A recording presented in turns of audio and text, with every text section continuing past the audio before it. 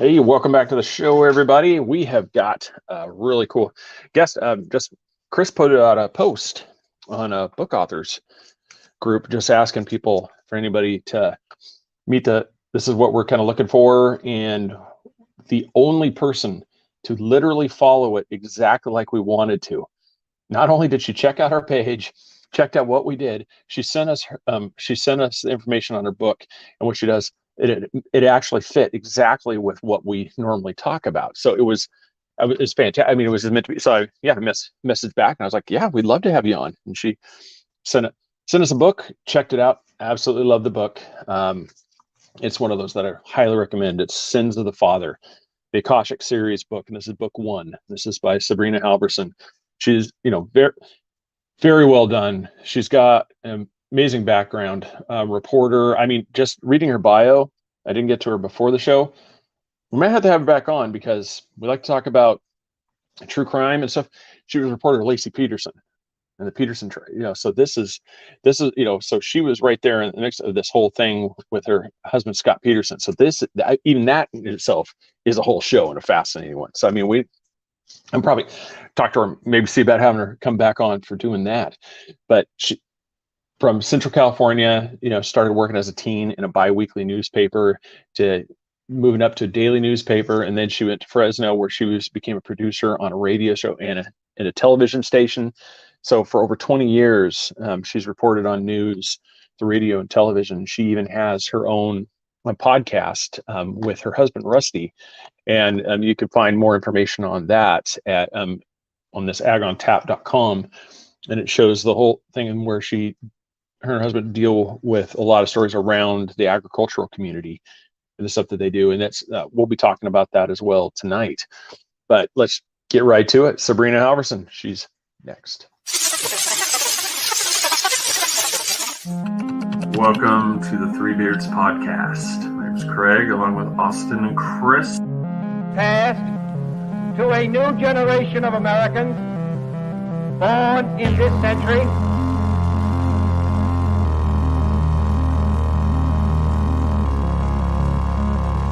Let me out. I'm afraid that is quite impossible. I need you.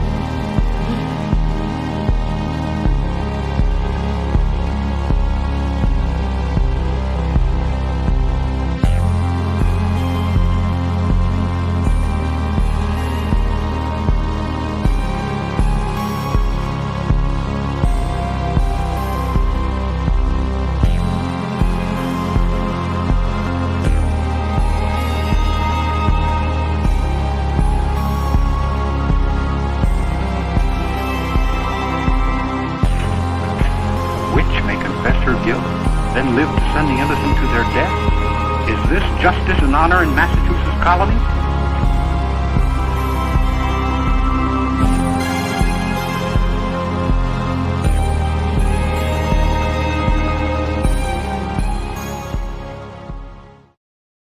All right, Chris.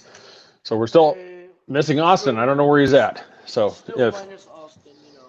if anybody's in the Howey in the Hills area around Leesburg, Florida, we've got a missing persons, APB out for a ginger squatch. He's got to be hanging around there somebody. So somebody sees him, smack him in the back of the head and tell him he's missing the show.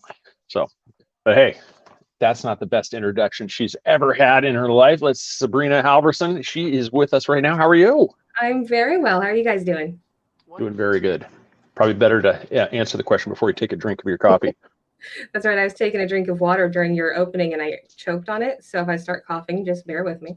There we go. Either that's a good thing or a bad thing when it comes to watching the intro. Yeah, I said we'll start. We'll kind of tease for when we get here. I'm gonna put it on the screen here so everybody can see, real quick. This is one. Her husband Rusty may drop in and join and say hi too, but this is their site Ag on Tap. So if you want to talk a little bit about that right now, go for it. Sure. Explain what it. You talked about my hard news history. So I started in hard news and I did, in California, there's always a lot of crime to report. So I did a lot of crime reporting and frankly, I kind of burned out on it. So after 20 years or so of doing that, I switched to doing all agriculture news. And that's actually how I met my husband, because he's from North Dakota and I was in California.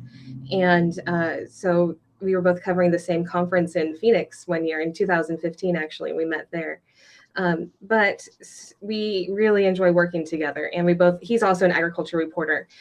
He's very well known in his region, which is the upper Midwest. And we just love doing agriculture stories together.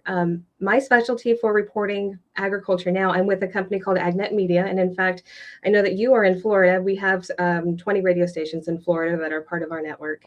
I'm on the air in California, Arizona, Florida, Alabama, and Georgia. My husband's on the air in North Dakota, South Dakota, Montana.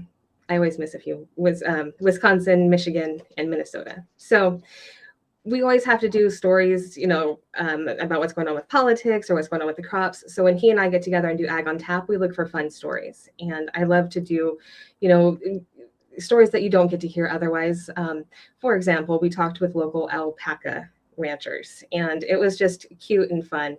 We learned how to grow pumpkins. We have talked about olive oil, which was really interesting. It was a California olive oil ranch. And so we just have a lot of fun together, and we love doing that together, and we work really well together.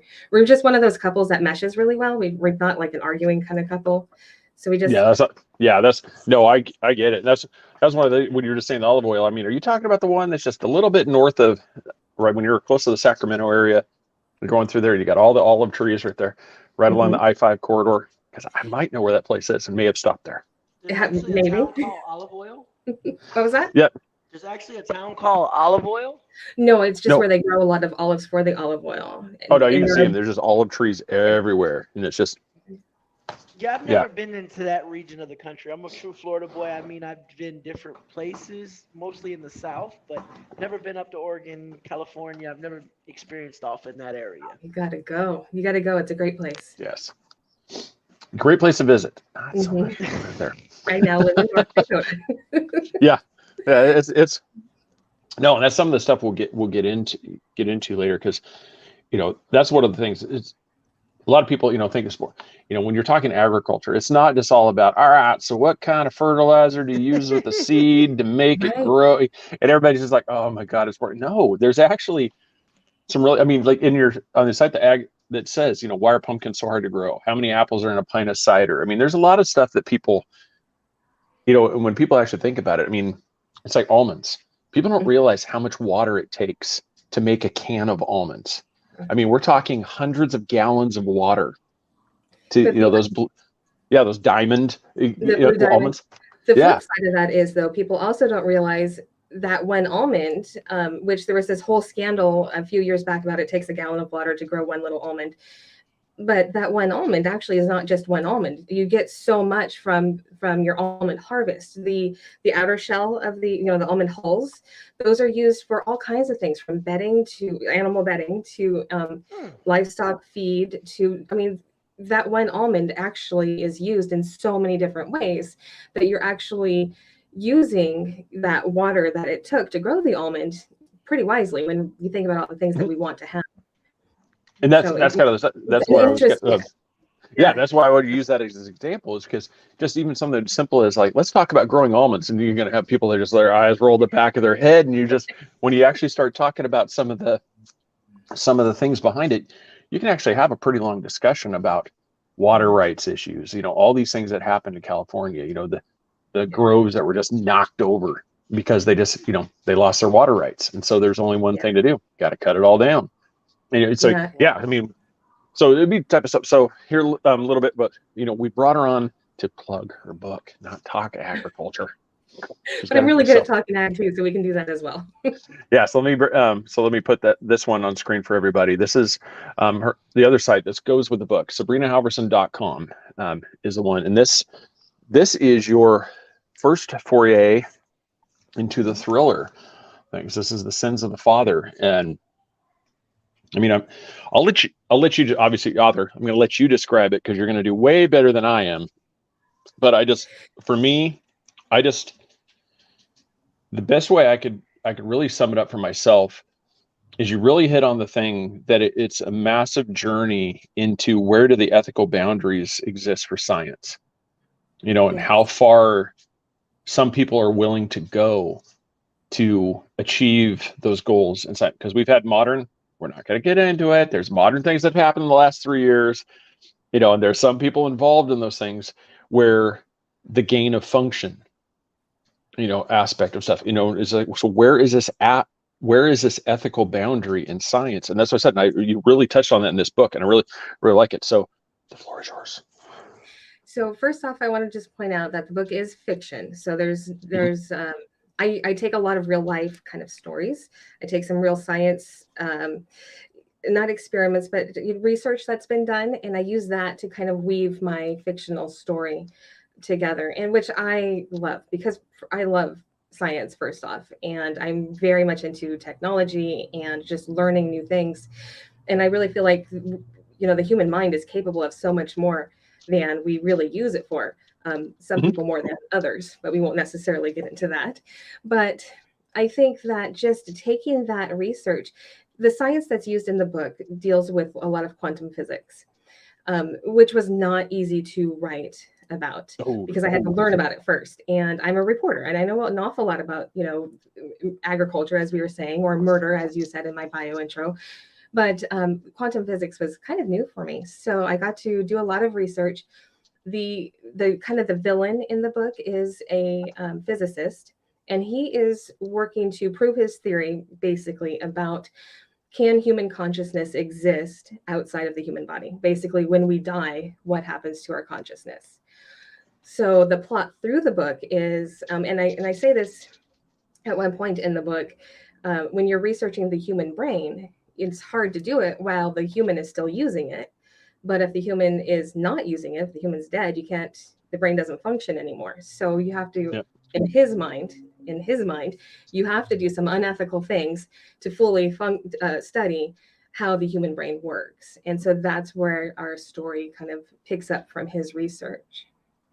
Yeah, this kind of the series, just like what you described, and the way that you call it the Akashic series. I mean, it literally touches on that, the Akashic record. That's always been something where everybody, pretty much, that all of us, time is a human construct, and everything is, there's no past, present, or future. Everything is just now. And so to us, we're like, no, that happened in the past. This is coming in the future. No, the stuff it's already happened. And so there's people from the future interacting with the past, and so it's one of those, like you said, quantum physics, just your mind just, when you try to, it's the rule that I hate, because I can't attribute it to the right people. But somebody said, anybody who claims they understand quantum physics is lying. Yeah, right. Because there's no, in quantum, because there's no, it is so vast. It's like, the multiverse and all this, it gets so crazy. And that's where, like with your book. And so, I mean, literally, you've set up an awesome premise, because now, not only could you have somebody that is is deceased, well, now you can come and go in stories, no matter, down the road, you can bring these people in, because if it's one of those things, they're part of the universal stream now. And so they can at any point just, one of these characters can just pop in. And it's really cool. So let me back up a little bit. What inspired you to write such a good book? Like, what was your motivation to write this book? Is it something you always thought about, or with your reporting skills, you're like, okay, I can tie some fiction into... I've always had an interest in writing fiction, and I always knew that it would be dark fiction, because I just find that to be very interesting, and that's what I like to read. But the story of how this story came to be is really not all that interesting, actually. But so it comes around, my husband and I, we were hiking, and we live near a river that's really beautiful, and it's got these beautiful trees, and we were in this wooded area. And I was practicing this visualization technique that I had just read about, and I didn't, I'm a very skeptical person. So I thought, all right, I'm going to do this visualization technique. And I actually teach the technique in the book through one of the characters. But it's this idea where if you're trying to see more of the room around you or the space around you, and in fact, if you wanted to do it now, you could. So look at something in front of you, but kind of let your eyes blur just a little bit so that you're not focused on that. But instead, you are allowing your eyes to pick up more of your peripheral vision. Mm-hmm. So by not focusing so much on what is directly in front of you, you can actually see a bigger picture and get more details from all around you. So that was this visualization technique I was practicing in the woods while we were hiking for no reason at all. And I just started rolling with ideas from there. Like, why would somebody, use this? Why would somebody need this in the woods? I mean, it's kind of neat to be able to, I was seeing a little bird over here that I wouldn't have seen otherwise, and there were some leaves moving. Why would you need it? Well, what if you were lost in the woods and trying to figure out which way to go? Or what if there was something in the woods that was, a force or whatever that was dangerous? Well, who would be lost in the woods? Well, maybe a kid would be lost in the woods. Well, why is a kid lost in the woods? And so it was just these train of questions that I had while I'm standing there, and my husband's patiently waiting for me to continue our hike. I'm just sitting there staring at the trees, and came up with this whole idea. And then I think it was after the hike, he and I went to dinner. I think we were having sushi and sake, and it was probably the sake more than anything that inspired the next. As we were building characters, we started brainstorming because I told him about my idea. And so thinking, well, why would some kid need some visualization technique? Well, what if they're lost? Why are they lost? And again, well, what if they're kidnapped? Why would someone kidnap?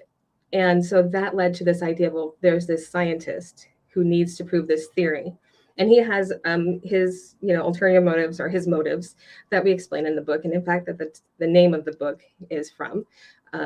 He has some, some real father issues, we can say. But it just, there was some visualization and a little bit of wine, and there we go, whole book. Here's my proof to show I read it. The dad's name is Jack Cole, and the son's name is Jackson Cole.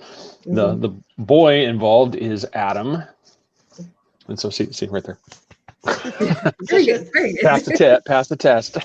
So does that visual meditation have a name? It sounds like basically like a yoga style. You're using your peripheral to capture other images than looking straight ahead. It sounds fun. I'm going to the mountains next week, so I'm gonna try it. You should try it. And I really don't know if it has a name, but you should definitely try it when you're out there and see if you can pick up more of the space around you. I found that I could, but I don't know if that's, your mind sees what you want it to see. And your technique, like I said, skeptical. Have you ever read the Outlander series by any chance? I haven't. It's been several people have told me that I should, and I have not. My wife absolutely loves it. She's watched the show Outlander too. But Diana Gabaldon is the author, and your technique and hers are incredibly similar, because she'll do the same thing. She'll picture this goblet, and then she pictures what's in the liquid in the goblet. Well, why would that liquid be in that goblet? Okay, well, it's this time. So she crafts this entire scenario around. And it was almost, when you were saying that, I'm like, oh my God, that's exactly the way like she would describe it. I'm here, and I'm like, okay, well, there's a bird. Well, why would this bird be here? What song would it be singing?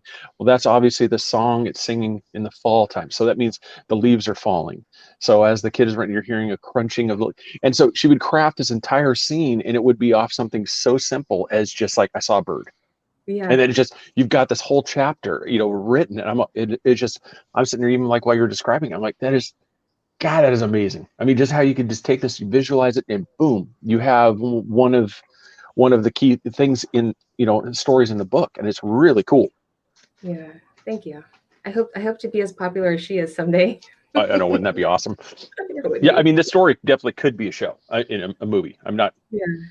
It's one of those. It's definitely written to where that style, and it was just, one of the things too. I mean, did you have an idea that you wanted to base it, have a lot of things happen in like the North Dakota, South Dakota area for the story, or did it more the fact that you guys live there in the North Dakota? Was it just kind of like convenience? It's like I could see this stuff around me, and I'm able to craft that into the story. I mean, which way did that go for you? Sure. Well, here's a little bit of insider information that I haven't said on any other interview, actually, but the path that they take is actually the path that I drove when I moved from California to North Dakota. And so I already had this path mapped out that I did know very well. And I wanted to be able to write about places that I knew well, because I didn't want to get it wrong. And maybe that goes back to my journalism background. It's very important for me to have the facts right. And the facts in the book, location is a fact. I didn't make up any of the locations. These are all real. And I wanted to make sure that I had them right. So I went with places that I knew very well and could make sure that I could describe correctly. There's a point where I'm describing trees in the Custer State Forest. And I wanted to, I used some place where I knew what the trees looked like, and I could explain what the air smelled like in that area, because I really want the reader to be able to be there with me as they're. Oh, you do. You paint a really, really vivid picture. Like I said, it's not one of those. I mean, I don't know. Sometimes I feel like I'm one of them. I mean, I can actually picture like the movie scenes. That's what I said, especially when authors yourself can capture some of those moments, it makes it a lot easier because you can picture the road, you can picture the surrounding area, even though you're not describing the physical details of all the brush and everything outside. It's like your mind, especially been in the area, you can start picking those together. I mean, I can see the dried sticks. I mean, I could see these things in my mind as you're doing the drive, and I really liked it. Thank you. And that's yeah, Laura, that's your grandbaby's name. Let's just say he's going to turn out much better than the story Jackson Cole. Let's just say he's going to be a much better kid. Your grandbaby has a much brighter future. Yes. Let's just say that, I'm sure the parents are much more, nurturing than, and it helps that probably the dad's name's not Jack, so that probably helps her too. If it would, that'd be crazy. If they said the dad's name Jack. It is spelled differently, so you're okay there. Yeah, the other one, like the wanted to get to, and I don't know if it was from there, but when you said the nothing, first thing popped in my head was Never Ending Story.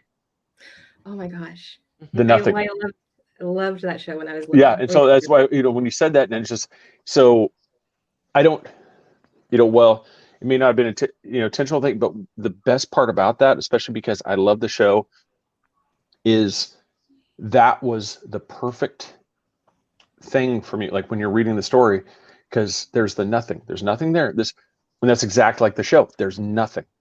What's there? It's the nothing. It's just, and there's no light. There's no star. I mean, it's black. And you said this something. The nothing and the nothing. I think it was nothingless. There's a couple of ways it was put. That was.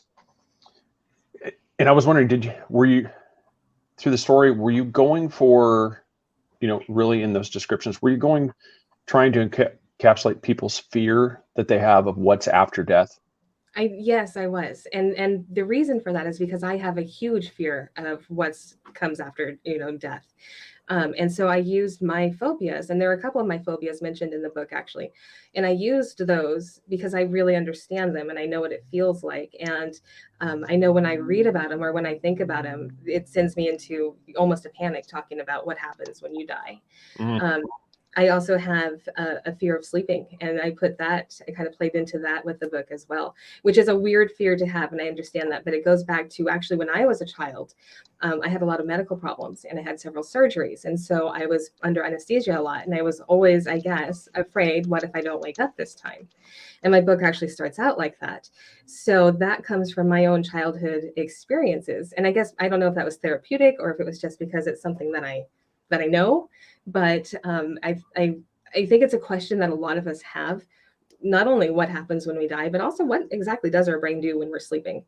Hopefully it's resting and recovering, but really what does happen to our consciousness when we're not actively using it? And so those were things that I wanted to explore with the book. Yeah, and that's one of that story too, like you said, right, about Sarah was in it, and that's and that's one of those things too, because I really think that happens to a lot of people. It's like you watch something and you have the fear. It's like a loved one is gone. Where are they? Right.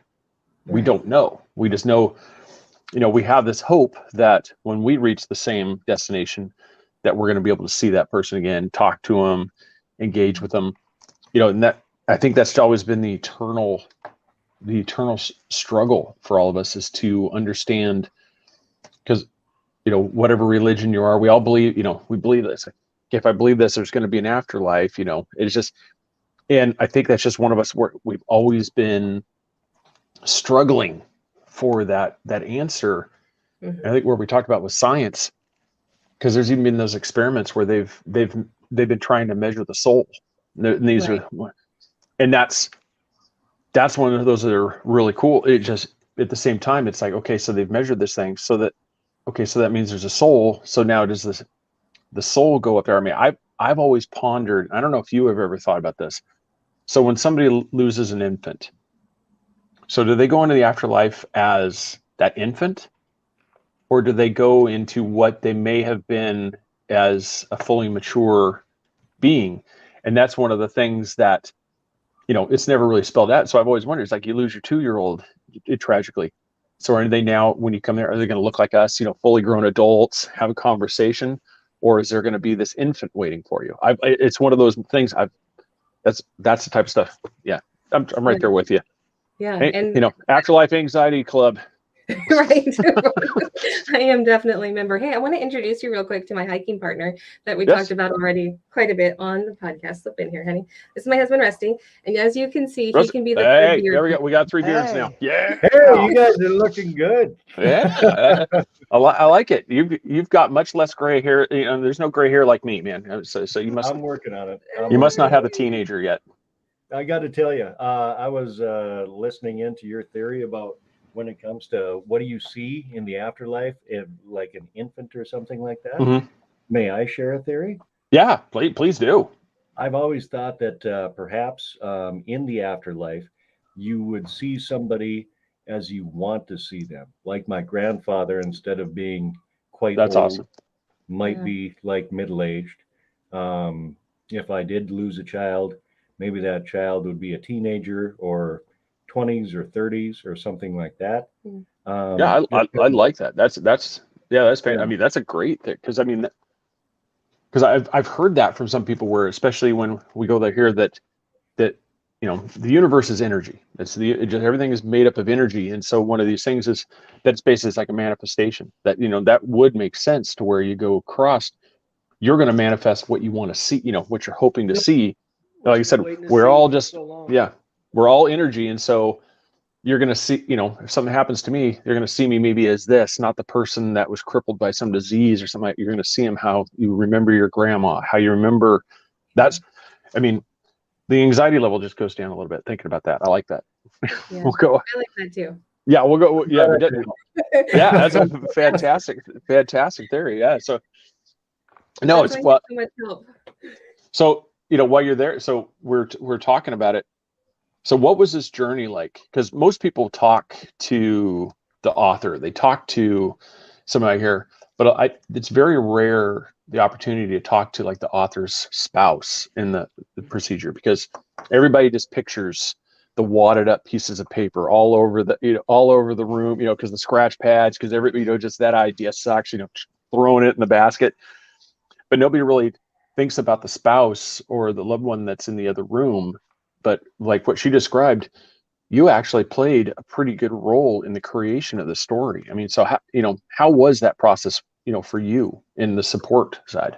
Well, for me on the support side, when it comes to wadded up pieces of paper being thrown everywhere, that's pretty much just a common day occurrence around here. Like I said, we're both reporters. Yeah. But from a spouse side, I tried to be as supportive as I could. And I did proofreading when I was asked to most of the time. Yeah. But I just let it be her project, because it was something that she worked very, very hard on. She researched, and I just tried to be supportive. And when she's upstairs writing, maybe I'm watching a show on TV, or if I'm at work, she might sneak in a little writing here or there. Mm-hmm. So yeah, just being supportive. And I sleep fine at night. I don't think anything weird is going to happen or anything like that. Yeah, that's right. you just wake up to the sound of the keyboard. Yeah. You're just like, because the 3 a.m. idea just popped in the head, and you look over, it's like, where's she at? It's like, oh, she's writing again. All right, you just roll over. Yeah. Or waking up at 5 a.m. and she's over the bed staring at me. Then I'd be worried. Yeah. I'm working on it. I'm working on a new book that involves a lot of the next book will be a more horror theme, not in this series, but another book. And he's still sleeping pretty well, even though I'm researching a lot about murder. So yeah. Okay. That's one of those ones I just, especially as a reporter, we'll get you kind of on that one, is because we talked about it. When you deep dive into that, whether you're researching a book and stuff, is how do you decompress? Because you see those people that do like the serial killer books. I mean, you're just all in on those. I mean, at some point, you've got to be able to download and just get that stuff out of your system, because I mean, there's only just so much gore and just real life chaos that you can take in before it's got to start taxing you. So I mean, how do you do that, especially since you're writing the horror one? How do you take it, compartmentalize it, and just it's gone? That is a great question, and that's a really important question, because there were times when it was really hard, especially with this last book. And I'm not going to talk about it too much because I'm already thinking about crying. But I went through a really bad personal struggle while I was writing it, and my dad died, and we were really close. So part of the writing is very, I don't know, therapeutic, but cathartic. Yeah. But it's with this second book that I'm writing. It's actually the third book that I'm writing. I'm researching a lot about murder. We actually it's a true story. And so I'm hoping maybe some other time we can come back on and talk about it. But it was a true story of a serial killer. And we actually went to where it happened, and which was terrifying. And we'll talk about that, in a different time. But what I ended up having to do was I wrote a romance novel in between, because I needed to step back from the murder, and I needed to step back from all of the darkness, because Sins of the Father is kind of a dark book. And then going through what I did with my own father, I wrote a romance. It's a novella, because I just couldn't make it into a full-length novel, but it comes out November 1st. And I wrote it, I am publishing it under a pen name, because it's so different from what else I write. But that was one of the ways that I stepped away and was still able to have the therapy of writing without writing about murder, because it does take a toll. It takes a toll to the point where we have a 3-story place. We have a main story, and then a top story where my office is, and then the basement. And when I'm writing the murder book, I'm scared to go in the basement because I'm just freaking myself out. It's because I really try to get into what I'm writing. So there was one time when I called him up, and I asked him, are you home early from work? And he said, no, he wasn't. Well, I'm definitely hearing somebody in the kitchen. And I was freaking out. I was to the point nearly calling the police because there's somebody in my kitchen. Well, fortunately, before I did that, I kind of tiptoed down the stairs and remembered that 15 minutes ago I had started the dishwasher. So, really? I'm gonna echo here. Hold on a second. See if it goes away. There we go. Sounds I think it was Chris's end. It was Chris's end. He did something like that, and I was hearing it. So sorry about the echo there.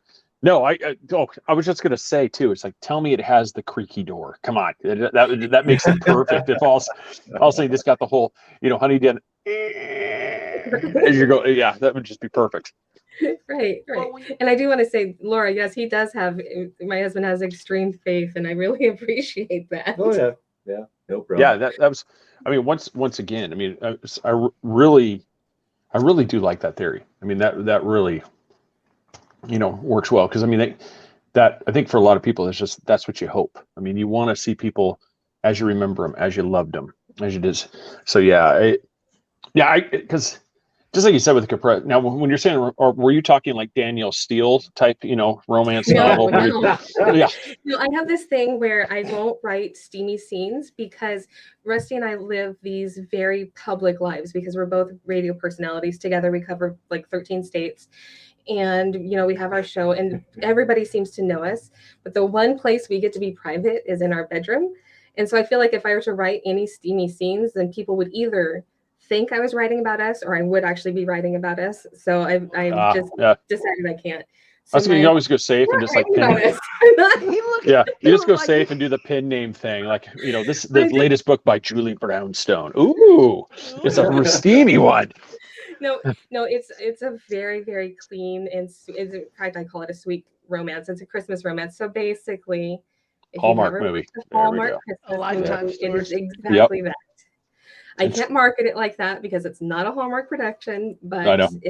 Anybody who likes those, that's what it is. Is there a fireplace with the snow in a cabin? The guy comes in with an armful of wood. Honey, let me get that hot chocolate for you. Oh, it's so sweet. And you'll love it. He has a beard. Just right after she wrote the book of somebody getting brutally murdered. So, hey, let me get that hot chocolate. That's The murder story was about the cabin next door where the guy just got killed, Well, with see, the axe. they already did that in the movie Fargo with the wood chipper, so we can't use that We idea. can't use that idea. Yeah. That's true. That is definitely true. Hey, they But just all. I was gonna say you can have love, him fall in the lake, but that might be a spoiler for a certain book. yeah, right. Yeah. Plus, this one, the romance takes place in winter, and all the lakes here are frozen, so that won't Yes. work. Yeah. So are you a writer as well, besides a reporter, or you just leave the writing to her? You just say you can have all the writing. I don't want to write nothing. No, I've never been published. I write, but it's just dribble. So yeah. He has an idea that I've been trying to encourage him to write, but he wants to do this. Okay, first off, let me preface. This was another discussion over a lot of sake. So he wants to do a series of short stories that all revolve around one character who is a very grisly kind of guy. Yeah. So I hope that he does that because it sounds fantastic. Yeah. I'll keep you updated. Yeah, they'd be short stories, and yeah, it's just a recurring character. Yeah, a murderous one. So Yeah. Oh, Christopher Walken, I really want you to explore the space. Just go for it. more cowbell. Yes, More more cow. Do the story. We need more cowboy. Really explore the space. Yeah, you should do it. I mean, as I said, especially you've got an in with a publishing company now. I mean, it's Yep, yeah. it's true. yeah, it's no, I said it's one of those things. I mean, it's awesome that you joined. I mean, I really appreciate that because that's one of the things that, like I said, a lot of people don't really get the side of, because that's the one thing is I think a lot of people don't realize, it's got to be hard if you don't have a support. If it's just one of those like, where are you going? I'm going to go right, slam the door, and you got somebody alone. But when you actually have somebody that's just like, hey, what can I empty the wastebasket for you? It's just, I know it's filling up with it. Did that yesterday. Yeah. So when you have that support, that's awesome. Yeah, and it was huge because like I said, I've wanted to write fiction for a very long time, but I never did have that type of support, where I could really steal. Well, to be fair, I also had 2 kids. They are now adults, and so I have a lot more time to write as well. But it is extremely beneficial to have somebody who, I mean, he's my biggest cheerleader, and that means so much, especially because we have jobs where people like to criticize a lot. If you're on the radio, people think they can just rip you to shreds. Fortunately, they don't usually for us, but they could, and so there's always that fear. But to have somebody who you live with who's always supportive, I think is huge. Well, I think it probably does also help that, especially where you guys report in the ag community, as a pretty close-knit community. Everybody kind of knows Bob. When you just go off like, that's, when you go off, pretty much everybody else knows that it was Bob that just gave you a hard time. And so when he goes down to the co-op to pick something up, everybody's like, seriously? You had to pick, so everybody's got your back. So it's like, it's, that's that's cool thing about those communities is everybody knows everybody and everybody's kind of got each other's back. You kind of looks out for each other. And it's like, if somebody doesn't give somebody a raw deal, everybody else knows about it. It's pretty much, I use Bob as all, that's my go-to thing. I'm like, that Bob, when he comes in, no checks from that man. No. And that's really one of the things that you're really into or you're not into. So it's not in the big spectrum of public media, not listening to just burn a whole bunch of marijuana crops, but it's not really, people like, oh, they're talking about ag today. I'll change the news. I don't really want to watch that part. And if you love it, then you're like, okay, let's see what they're talking about.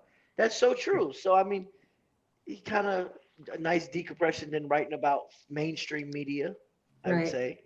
Absolutely it is.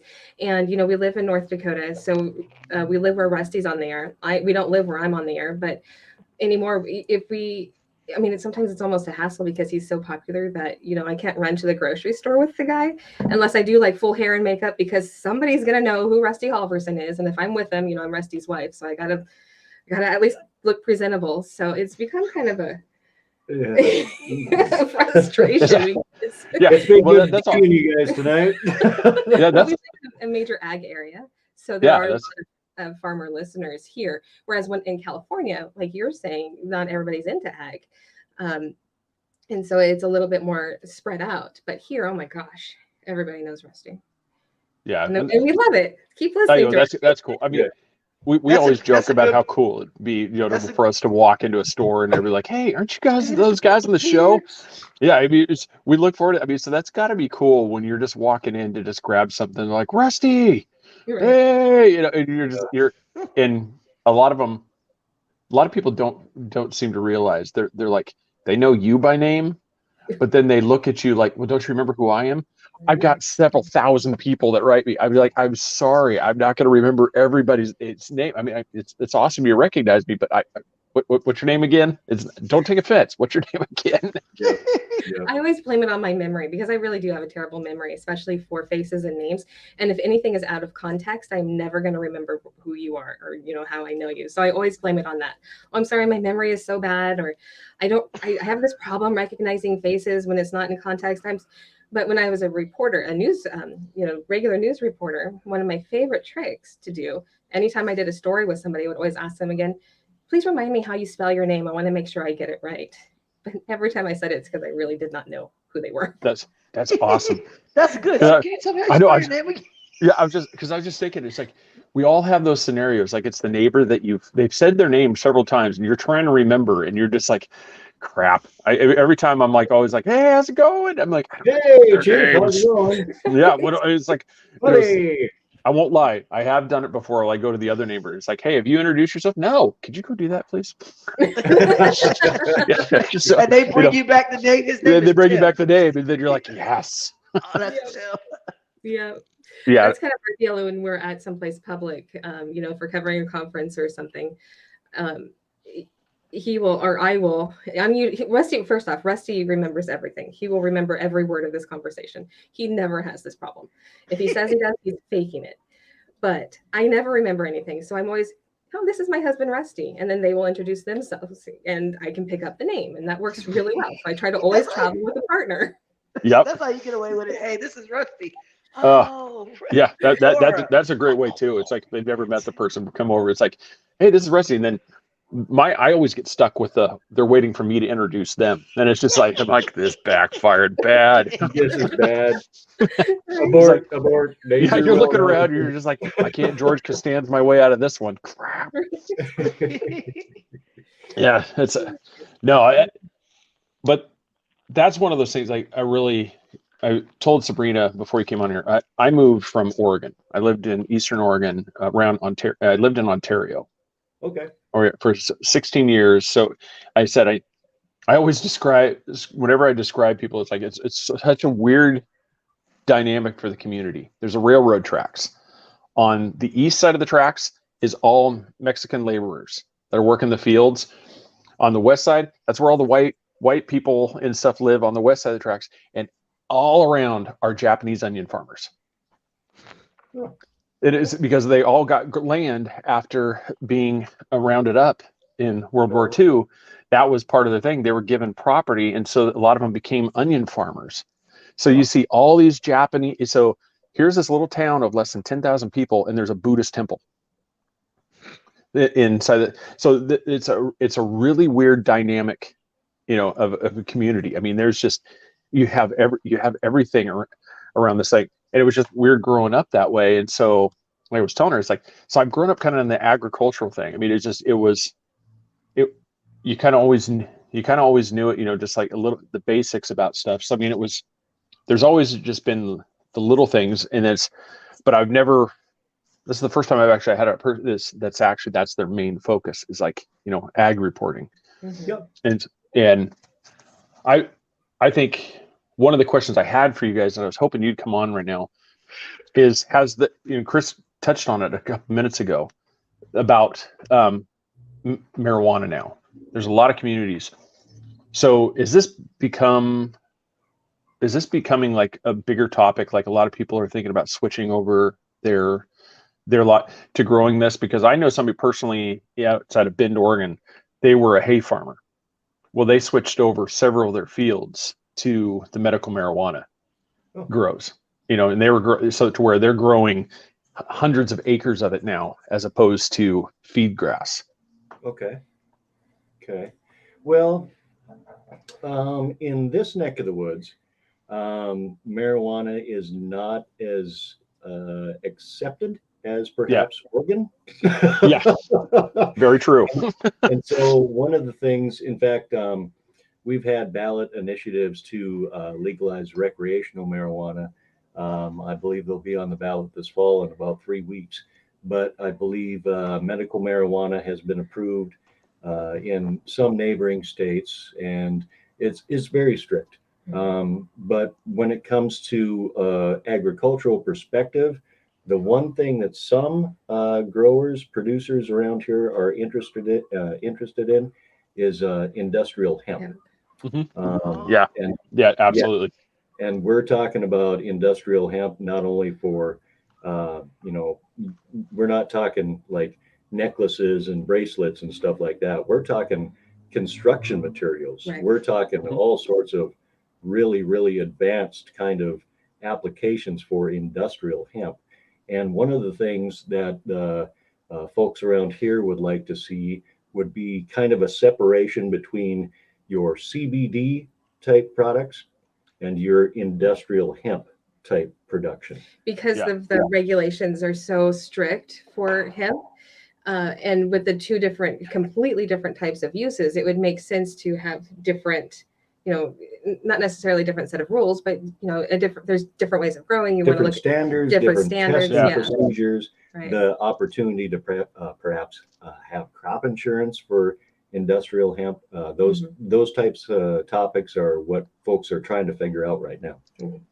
Yeah, because that's one of the, I think what first started happening in Oregon, that there was one of these, they had this idea that if people start growing industrial hemp, you're going to have the hippies and everybody out there smoking the plants. I mean, there's nobody out there like a scarecrow, go on, chasing the hippies off the land. I mean, this doesn't happen. I go, there's no value to this plant. I go, you can burn it all you want to, and the only thing you're going to get is asphyxiated. You're not going to get high in any way. I mean, it's just, but they just, it finally got that misnomer. They're like, oh, okay, it's just a plant. Yes, that's the whole point. That's what it is. Yeah. It's just, but they have this idea. It was just, I think it was a lot of the older generations.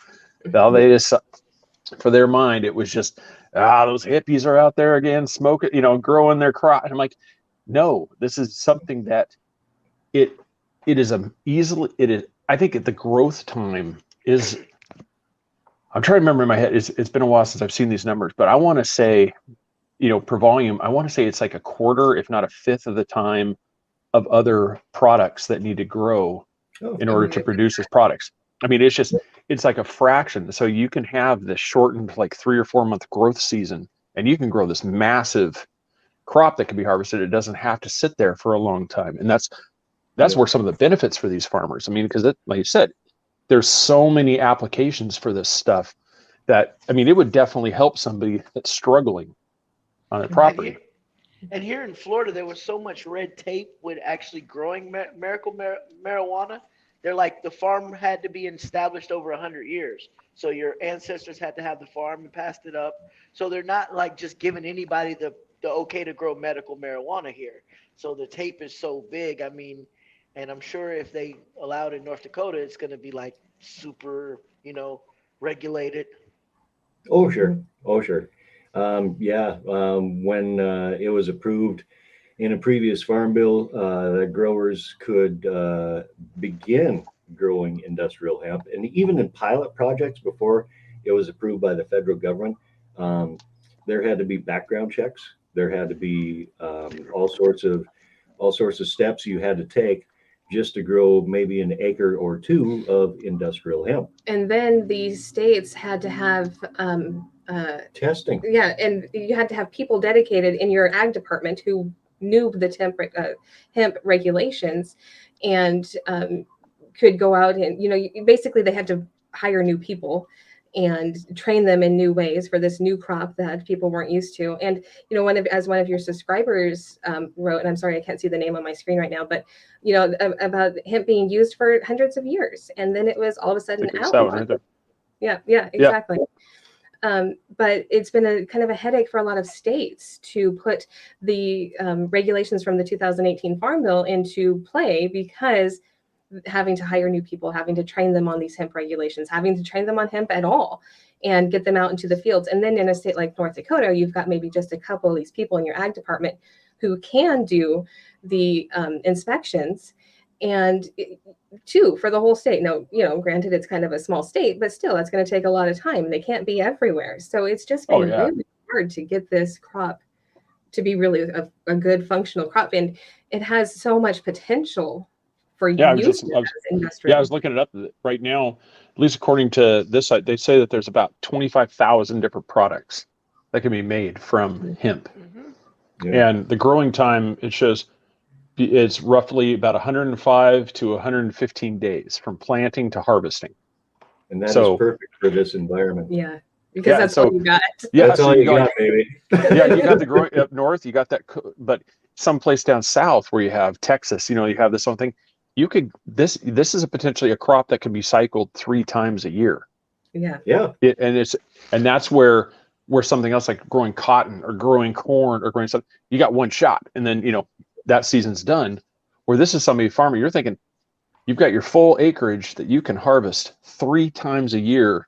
And just keep planting this stuff, because this, and obviously correct me if I'm wrong, but I don't think this plant hemp, as far as I know, isn't a really bad stripper of the soil. It doesn't pull the the stuff like a lot of crops do, where you have to rotate the crop.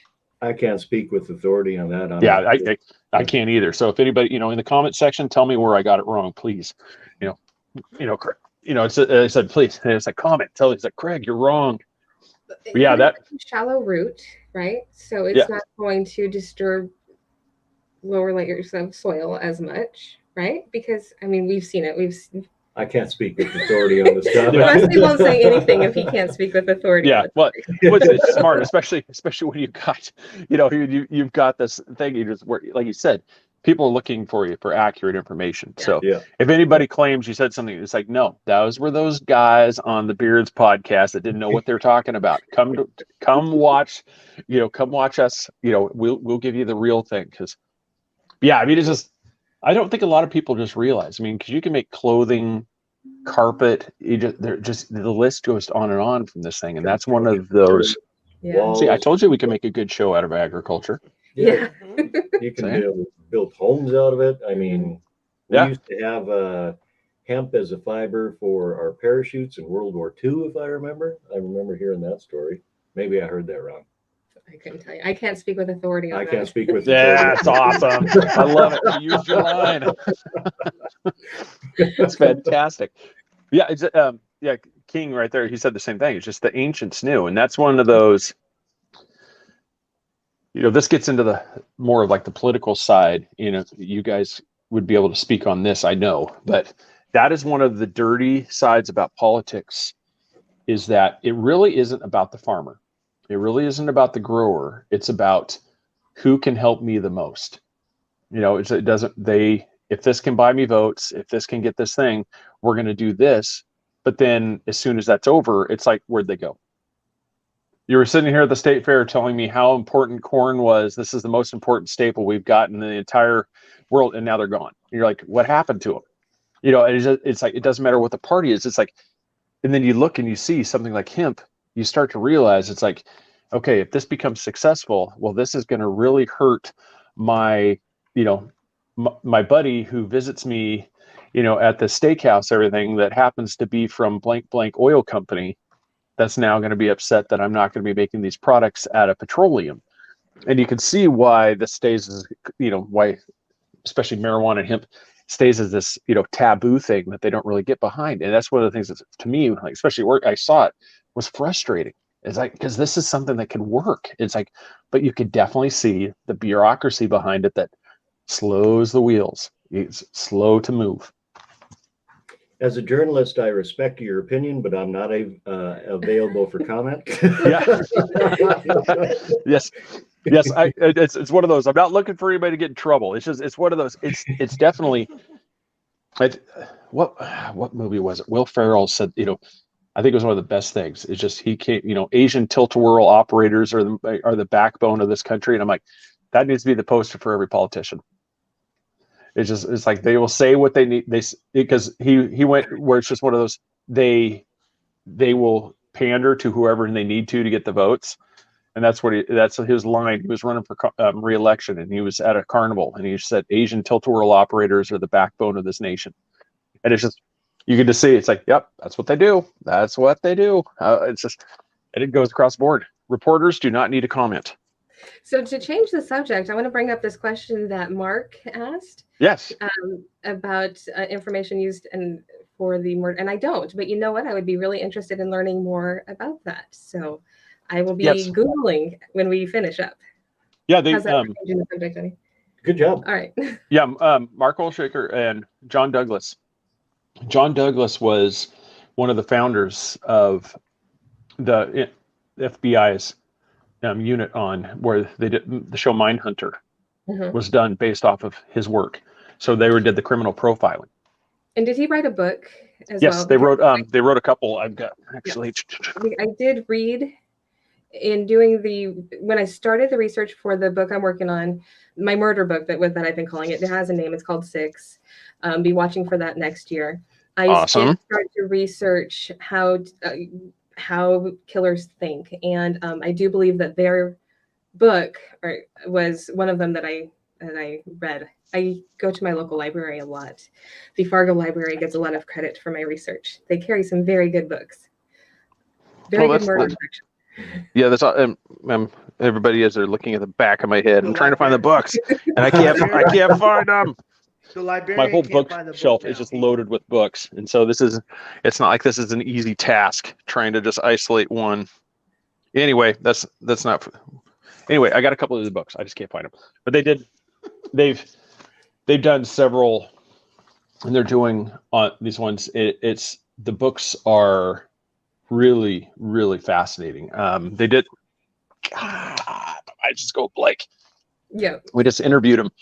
But that's When a Killer Calls, he says. When a Killer Calls? Their most recent book.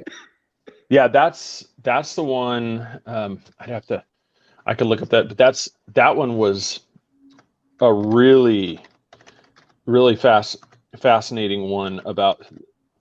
It's a haunting story, what they call a murder, the criminal thing, and this one was done. Larry Gene Bell was the killer, and what he did is after he abducted and killed their daughter, he was one of the only killers that actually called the family and tortured them. I do remember this story. Yeah. He would call them and say, if you don't do this and this and this, I'll let you talk to your daughter. Well, she's already dead. She was already dead. Yeah. Really? It was horrible. Yeah. Yeah. He actually physically, over a matter of days, tortured the family, like just kind of strung them along. And he started to have this attraction with the other daughter, and wanted to get. So he literally was calling and torturing the family of the girl that he killed. Mm-hmm. It was, it's depravity. It's really bad. And yeah, he's one of the only ones that's ever done that when it comes to killing. Mm-hmm. Okay, I think I'm going to excuse myself and leave you guys to talk. Rusty doesn't do murder talk. I'll let you guys carry on. It was a pleasure. Thank you. It was a pleasure. Hey, best of luck. Like I said, it's just, I was going to say best of luck to your show. It's already successful. Keep doing the great thing. It was a pleasure talking with you. Yeah, but they've got when it's definitely one, especially along like Richard E. Stepp and Mark Olshaker and John Douglas, the books, they're really good when it comes to like a lot of like the serial killer stuff. And I said we need to get him back on, so that way, because the two books that they've had, it's like The Killer's Shadow was the other one, and that one was a really good one too. Mm-hmm. But that's definitely if you ever, he was a white supremacist killer, Joseph Paul Franklin, and he was targeting, Black community. Mm. And so it was a definitely, they touch on it, and it's really, the way they write the book is they focus on the victim. The victim is the one, that's the victim and the victim's family. That's where they focus on. They try to make that, it's not a glorification of these killers, like all the gore and stuff. they talk about it, but it's more like you're watching an episode of like Mindhunter. They're showing something where, in a way, it'd be like, we'll take your book, Sins of the Father. It's like their thing would be showing, they would have it where you're focusing on the family of Adam. Mm-hmm. It's like they told a story of what happened from him through this thing, but they would go through, what was the family experiencing, and they talk about that side too of the investigation, and it's really fascinating reads. They really are. Yeah. But that's, so this thing, it's like, I had to plug her book too, because that's why she's here. They're here to talk about her book. And see, and taking things from that point, I don't think that I could do that. I'm not a strong enough person in a real situation, writing about real killers, Mm-hmm. to look that deeply into the horror that the family actually went through. I would be crying the entire time, because I'm actually a very soft person. Why I write these murder books and dark stories, I don't know, but I'm a very soft person, and so when I look at things from that emotional standpoint, I can't handle them. That, I think, is part of the reason why I stick with the villain. And I love into that dark, but also the stories I write are not real. Six is not a real story, but there's very little known about it, so I get to make up a lot. I mean, maybe that's, in a way, maybe that's why I can't watch movies like Hostel, Mm-hmm. Night of a Thousand Corpses, Saw. I can't do something where that little farmhouse I just drove by could have three women chained up in it, and that, they're being tortured. I can't do those kind of movies. But you get something like Hellraiser, Friday the 13th, and so it's like, it's not big deal. It's no big deal. Those guys, just because they're fake. I'm like, it's just, they don't happen. Freddy Krueger is not going to come out in my dreams and start slashing stuff. I can watch these things, but you get me something where you've got Sid the Clown, and I'm freaking the hell out. I'm like, nope. Craig will want to stop by every farmhouse. Like, is there chained up women in here? Yeah, but then you get arrested. There's some bearded guy going around trying to find chained up. Yeah, it's like, no, see, that doesn't work out well for you either.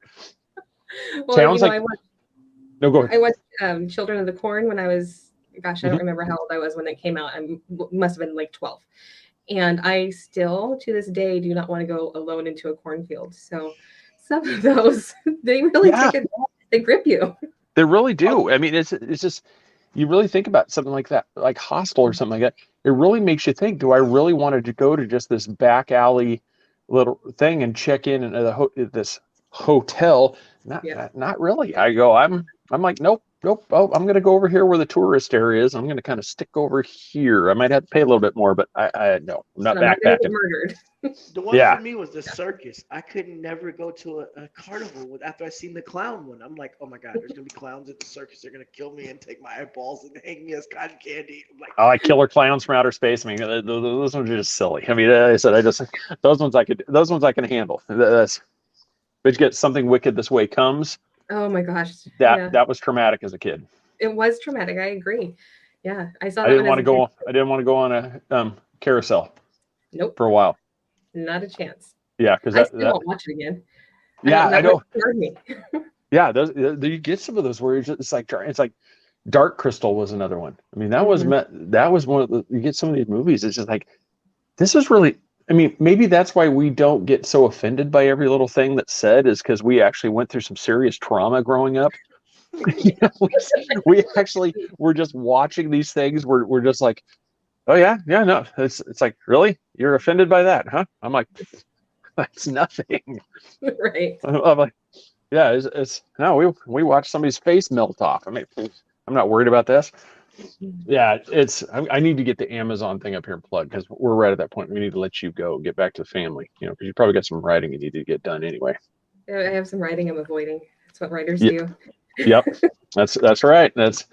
But make sure you tell Rusty. I mean, if he's not listening, just tell him, thanks again for coming on. That was a really nice, addition. Having him come on to tell his side of how that is. Yeah, and so one of the questions I want to get to before we get to here, what is your outlook right now on the length of this series? Do you have in your mind like a book number, or is it going to be one of those just, I'm going to go until people just quit buying these books? Well, kind of a short-sighted response would be, I know the 3 for sure. I have the first 3 books plotted out and I know what they are. And, there are times when I think I shouldn't have called it a series. I don't know what else I would have called a collection. I don't know. But it's the second book won't necessarily involve a lot of the first book. And that's why I kind of changed my Amazon listing and called it a standalone start to the Akashic series, because you can read the first book and it's not a cliffhanger. You're not sitting there waiting for the next one to come out, which I did not realize when I started marketing that was so important to readers. And I have now learned that very clearly. A lot of readers won't pick up the first book in a series until the series is done. But you can do that with this one. I promise you, you're not going to be frustrated at the end. But I know for sure 3, and it may go on from there. I kind of have an idea of a different direction that I want to take it after the first 3. So we'll see what happens. But then I also, like I said, I have this other murder book, and I have a couple other books that I want to write as well. And it's nice to write something not series related in between, so that I don't get too. Oh yeah. Doing this over. In the Akashic series, I think you set it up. One of those things too is it doesn't have to go in a chronological order. Right. I mean, you literally could do almost like you've got Assassin's Creed. Have you ever seen that video game or heard about it? Basically, the character plugs it. So you could literally plug yourself, you could jump back hundreds of years to something that then takes place. And that's what you've got a premise to where you really don't have a boundary. And it's really cool. Right. Yeah. And I like it that way. And that's what you mentioned much earlier in the interview about the Akashic Realm. And that's why I chose it for the series name, because the Akashic Realm it encompasses everything.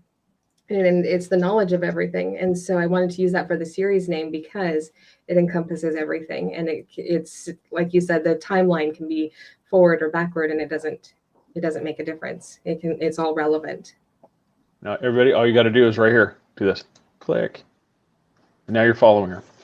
Thank you. I usually say that for the show. So everybody can see, real time. See, boom. Now the author's followed. And so, but yeah, right here, Sins of the Father. It's a standalone start to the Akashic series. This is book 1 in, hopefully a multi-book series that we will soon be able to just tell ourselves, remember when we got that famous author on? Yes. Thank you. Yeah, that'll. Yes, that will be, but in a way you're already famous. It's not like it's, between the news and your guys is very successful, with the ag podcasts and stuff you guys are definitely well known. I mean, I know you say it's just everybody recognizes him, but it's through the thing. I mean, I'm sure it's the same way too. It's like people are going to, people the same way. They're going to recognize you as you go grocery, shopping and stuff at the same time. It's going to be, but that's, everybody, I appreciate, the e-copy that you sent us. That was really, really nice of you. And I said, I really enjoyed the book. I'm terrible about it. I'm going to try to get to this week about leaving a review. It's people will know. It's like, it'll be sometimes like, I promise I've got a list of books I've got to review. I promise you, I haven't forgotten. And so but yeah, if you and Rusty are ever back down this way for any like ag conference or anything, just, let us know. I mean, because it's like, we need an excuse to go to the beach. Lunch. I mean, so if there's ever one of those things, I would not have a problem going back over to, the Tampa area. Like I said, just, darn it, I got to go to Clearwater. Yeah. I think we're going to be in Orlando in March-ish for a conference. Oh, well, let us know, because that's 12 miles away from where I'm currently sitting. Well, perfect. 12 miles. Yeah. So we would definitely, if you let us know, like I said, we could pick some place and take you guys out for a night on the town to McDonald's. That'd be great. You'd be surprised how much Rusty likes McDonald's. What we could probably do is it's a local restaurant, Ford's Garage. Yeah. It's a pretty cool place. It's all old vehicles, old Fords. And so, I mean, it's one of those things. I mean, it would be a pretty cool nostalgia. I mean, that might even be something that we could meet up there. I mean, just let us know. I mean, as we're getting closer, if you guys are going to be available, it's like, love to meet up with you and shake your guys' hands in person and actually sit there and have a good time. So yeah, let us know. But everybody, a couple things. SabrinaHalvorson.com. And let's see, make sure I don't get the other one wrong here. And it is agontap.com. I don't know why I keep wanting to mess that one up. But agontap.com, get information about the Halvorsons. Like it says, you can hire them. Doesn't say for what for. It just says you can hire them. Just hire the Halvorsons. About ag. Yeah. It's it kind of has a thing. It's like remodeling of the farmhouse, but it's hire the Halvorsons. North. But yeah, you can get them for information about the agricultural thing. Reach out to them. I mean, wealth. Obviously, just you guys heard it. They're well connected. Wealth of knowledge when it comes to the agricultural area. And then you said SabrinaHalvorson.com for more information about the books, her and Sins of the Father. So thank you for reaching out for us in that Facebook group. Really appreciate it. And it was a pleasure having you on. It was really fun. Thank you so much for having me. I'm going to get my producer's attention because we're getting ready to wrap up the show. You're spacing out back there, so I just had to toss something to him. So, all right. Well, have a great evening. Like I said, tell Rusty again, thank you. I really appreciate it. I really appreciate it. I will. Thank you. All right. And everybody, this episode is brought to you by threebeardspodcast.com. Someday we're going to be able to switch that up and actually say a sponsor. But hey, until then, you can go to redbubble.com, Three Beards Podcast, and go to the merchandise section there, or you can get it through our website too, threebeardspodcast.com. Go to the gear there. Check us out on all the social media. We have two Instagram accounts, Twitter account, TikTok. We've got obviously Facebook, YouTube. Like, share, subscribe. Laura, I want to thank you. Laura threw some stars out our way here on Facebook. Really appreciate that. That really helps us all out. Everybody that tuned in, Laura, Mark, Chassis, King, over there on YouTube. I said, just really appreciate everybody tuning in and watching the show. Do you have a YouTube channel by any chance? I don't. I have one, but I don't use it. Okay, that might have been the one. I think it had like 3 subscribers, and we might be one of those subscribers. And like 2 of them are me, so yeah, we got it. Yeah, and there's like three short videos that had to do with the book. I was like, ooh, I think that's her. Yeah. Click. So yes, that's where I put my book trailers, so that I can share them on my website. Yeah. So follow her on YouTube as well. So help us not be just the lonely ones. They're the subscribers. Subscribe more to her. Start filling that out at the same time while you're there. If you feel like it, click subscribe to us as well. But you can go to ERRT Radio and listen to us blather on about topics at 11 p.m. ish. Thanks to Ron, really appreciate that. And Laura's like, "What are you drinking?" It's called Malta India. Malta. It's not a beer or anything. It's just it basically, in a way, for anybody that hasn't had it, it kind of tastes like molasses, like a molasses drink. It's kind of this is made in Puerto Rico, so it's pretty good. It's non-alcoholic. It's just kind of an interesting beverage. I like it, so that's what I'm drinking. That and Mountain Dew. Come on, Mountain Dew, step up, sponsor. So everybody, just once again, check out Amazon. Go buy the book. I said recommend it. I really do. And thanks again for watching, everybody. We will see you next week. Good night.